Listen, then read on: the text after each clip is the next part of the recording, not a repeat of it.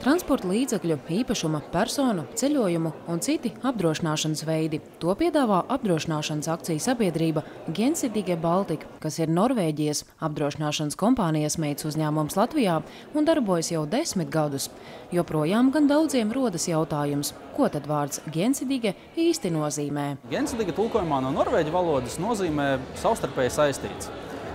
Šo daudzo gadu pieredzi, norvēģu pieredzi mēs esam arī pārņēmuši šeit Latvijā un apzināmies, ka šajā tirgu svarīgākā ir klientu uzticība.